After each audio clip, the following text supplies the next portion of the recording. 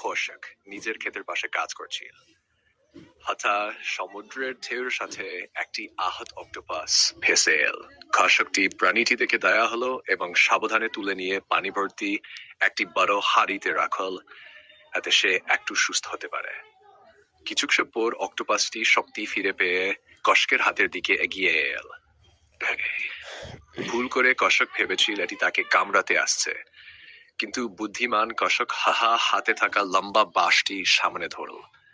অক্টোপাসটি বাঁশটি জড়িয়ে ধরল, কৌশিকের হাতকে নয়। এভাবে কৌশিক নিজের দংশন বা আকশি জাতীয় কামড় থেকে নিজেকে বাঁচাতে পারল। এরপর কৌশিক বুঝল অক্টোপাসটি আক্রমণ করতে নয়, সাহায্য নিতে এগিয়ে এসেছিল। কৌশিক তাকে আলতো করে সমুদ্রে ছেড়ে দিল। অক্টোপাসটি বিদায় জানিয়ে পানির নিচে মিলিয়ে গেল। এইভাবে বুদ্ধি, সতর্কতা ও দা দিয়ে কৌশিক